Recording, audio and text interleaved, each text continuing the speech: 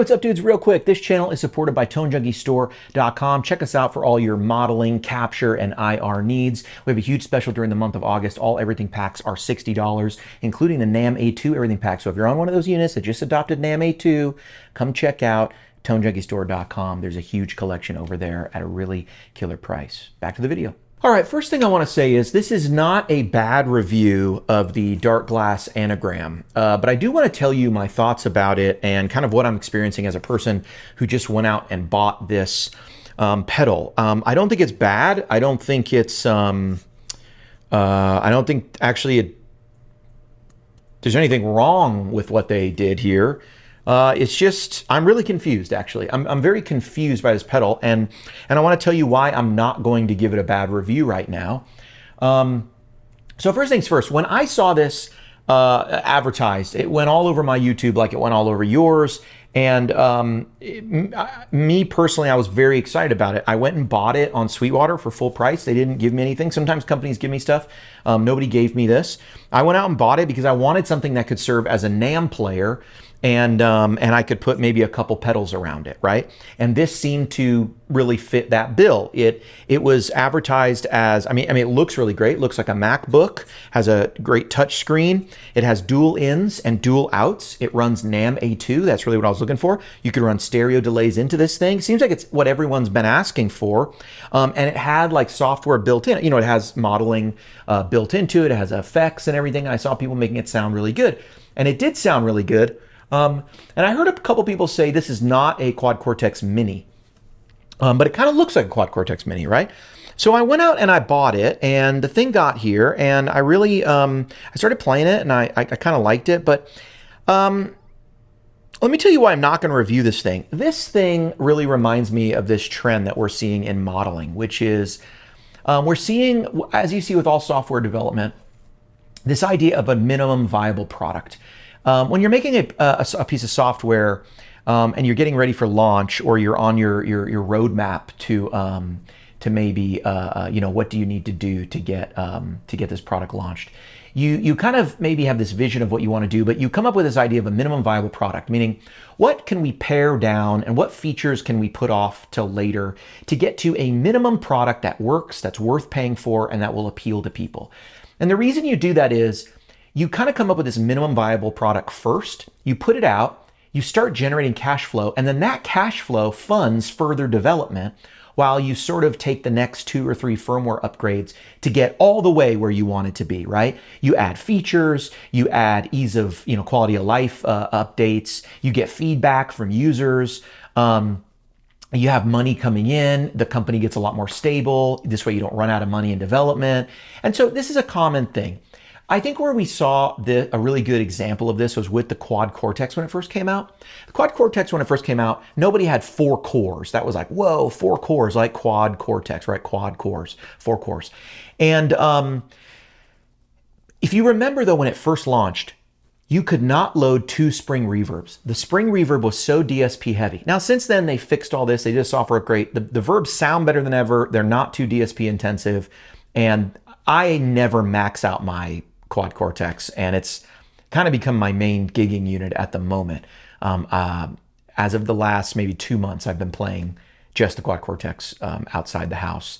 And I'm going to be trying some other stuff, but for right now, it's kind of, it's the one that's in my go bag. So I love the Quad Cortex. And so I looked at this unit and I thought, well, it kind of looks like a mini Quad Cortex. And it's a $1299, a little cheaper than a Quad Cortex, or it's $1,200, $1199, $1299. It's $1,200. I don't know, 99 up or $1 down. So I bought this thing and I got it and I started going through it and I put the NAM stuff on it. And you know, the first thing that really confused me was it only has 3 overdrives built in here. A Tube Screamer, a Klon, and a Blues Driver, which I thought was a weird choice. I would think it would be a Blues Breaker or like a King of Tone or something like that. But no, they went with the Blues Driver from Boss. Okay, Klon and Tube Screamer, I'm in, right? This is all I need to push an amp, right? But I would like another pedal in there. So I was like, well, that's okay. I went on to their marketplace and I see that other people have stuff. Well, Nabrini had a couple things, but they had their own Klon another Tube Screamer, and I was able to get a Proco Rat, all for free. So that's cool. But now I've got two Klons, two Tube Screamers. I'm like, okay. There was like another company selling overdrives.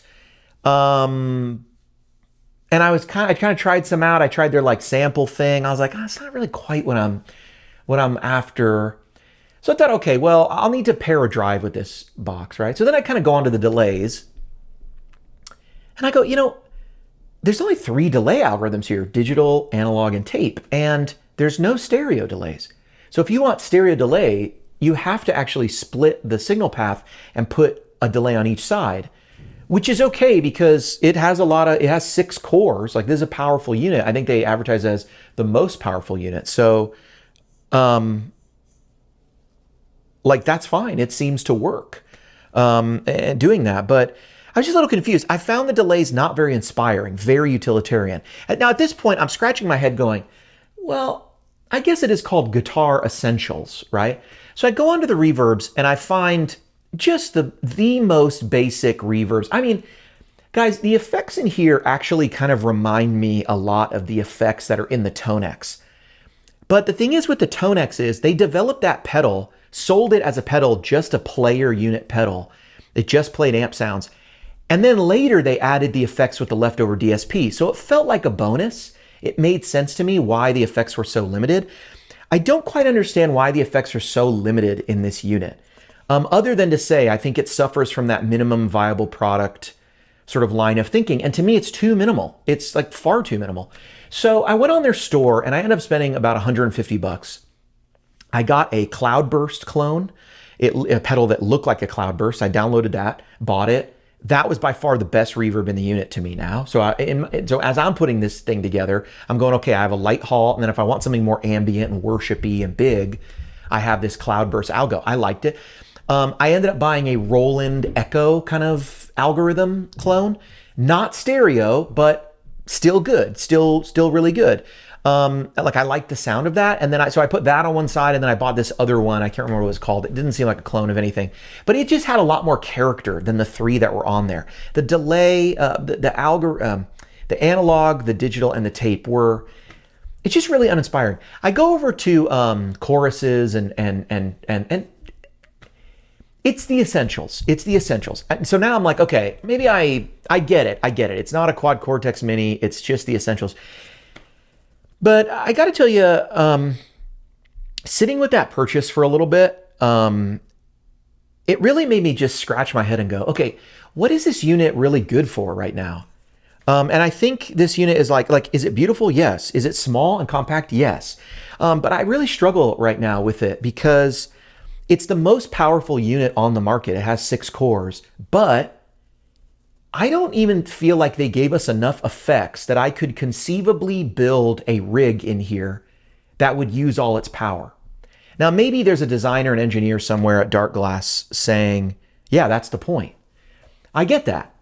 It just would seem to me like there's so much horsepower under here. I'd like to use more of it. And I feel like if it's there, can you develop more of it, please? So again, I really do intend my feedback always to be useful to companies like this. So I've never spoken with anyone at Darkglass. I hope they watch this and just kind of see what I'm saying. To me, it would seem like in this unit, if you doubled the amount of effects, I would probably be like, this is a pretty cool box. At $800, I would sing this thing's praises because that would really make it very competitive, especially for what you get and what it is. But it's like $12.99. I just want to point something out. This is the Moore unit that also runs NAMM A2 now. It also has a bunch of effects. Moore sent me this. I never got around to doing a video on it. I just really wasn't that interested. Sorry, Moore. Maybe I'll turn this on and make a video at some point. This also runs, I'm more likely to do it because it runs NAMM now. When I got it, it didn't. This also runs NAMM. Oh, it just turned on. This also plays NAMM. Its editor is not as nice. It's larger. It does have a touch screen. But it plays NAMM, and you can put 2 instances of NAMM on this, 1 on each side, and it has a whole bunch of effects. It just at first glance, I just glanced in there, it has way more effects than this. I don't know if they sound better, but here's the thing. This is $12.99. This is like $500. Okay. Another unit that now plays NAMM is this Flex Prime. This is a full head rush with all of its effects and everything. It now plays NAMM A2. Now, at the moment, this only plays one instance of NAMM A2, but if I can tell you a secret, there are, I'll just say, very substantiated rumors that they're working on making it play 2. Don't come quote me. Don't make a buying decision based on that. Judge it as though it plays one NAMM, but a firmware upgrade might change that. So this is also 500 bucks. It's a full head rush, by the way. You get all the effects. Everything that's made on the bigger units is playable on that. It just has less buttons. So I come back to this and I go, okay, we got to do something here. This is a good unit. It's a good unit. It looks great. It is powerful. The stuff on there sounds pretty good, but it's just so minimal, so small, that I'm just over here going, all right, if you're going to make the world's most powerful modeler, I'm like, show me that power in action. Make some awesome stuff on it. Now, there is a lot of modeling on here, and that's cool. I just am not really going that way. I don't know that this modeling is so much better than a fractal or than a head. I don't know. I'm just kind of basing it on the effects and NAMM because that's really what I bought it for. And I think a lot of people are buying it for that. So we got to do something. Like this unit, if it's going to be $12.99, then we got to double the amount of drives in here, right? What would make me really like this unit? And the reason I'm not doing a negative review on it right now is that all this stuff could come out next week. It's all super doable. It's all like just, I bet the developers are working on it right now. But if they're not, get to work. And if they are, maybe you're already doing some of this. And I'm excited to see what you guys have, right, to come. I'm actually rooting for this. We need to double the amount of overdrives in here. We need something else too. We need to just go look at popular. How about an ODR1? How about an OCD? How about I don't know, something like a Governor, a Blues Breaker? That to me, that would be, if you had those, I'd be like, yeah, it's great, cool. Maybe a Timmy. I mean, pick any like 3 of those, add it to this. Now you've got like 6, going, and it's like, okay, that starts to be, that starts to feel not like the essentials, but also enough for all genres and stuff. Does that make sense? Choruses. Yeah, show me some cool stuff, man. Show me some really cool stuff. Maybe some different mods, some different stuff. That's actually where I felt like the unit was straightforward. Maybe I'm just not as picky as choruses. Delays. You gotta have stereo delays. That's crazy. That's absolutely insane. It's not, to me, we're below minimum viable product when you don't have a stereo delay in the most powerful modeler ever put out. That's silly. Someone should speak up about that. I haven't heard anyone say any of this stuff on YouTube, which also has me dumbfounded about this. And then the verbs. Look, you got to have a little more. So we got to just double the amount of effects in this thing. And then I'm going to feel like it's $12.99. Because as it sits right now at $12.99, if you told me you're going to buy this, should I buy this at $12.99? I'd say no. You should either go down and get something cheaper because you're going to have to buy effects to go with this anyway. So you can just buy your favorite effects, save the money, buy your favorite effects. $700 is too much to spend on a unit that doesn't do enough when there's alternatives, for $500. And by the way, NAMM A2 is on everything right now. It's coming every week. There's more units that play NAMM. The Ampero Stomp plays NAMM. Like, it's showing up everywhere. So there's going to be a lot more options than just these two to be an alternative. And then the other thing is, if you were going to spend $12.99, I would tell you, I think your money goes a lot farther spending $16.99 and getting a Quad Cortex Mini, or 17, whatever, getting a Quad Cortex Mini, because this was $12.99, but then I had to go pay $150. So we're at like 13 plus 4. We're getting close to $1,500, and I'm still like feeling like there should be more in here. It did come with a cool case.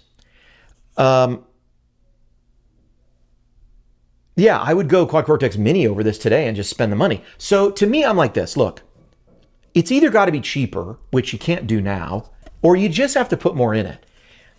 I have a suspicion this is going to be awesome, but I'm not going to review it until then. I'm going to just catalog this as man complains on the internet at something he bought online before trying it out and didn't like. I'm going to, you know what I'm saying? Like, I'm going to catalog this as Yeah, I remember when that first came out, I didn't think it was worth it, but now it's a lot better. And to me, as a guitar player, it's just the problem of I would like a 1299 unit to be something where I could maybe add one overdrive and one other pedal after it, and maybe I can put an HX stomp or something. It just, to me, this we got to have more in here. If it's this much power, let me use the power. Sorry, thank you for listening to me whine. This is very cathartic.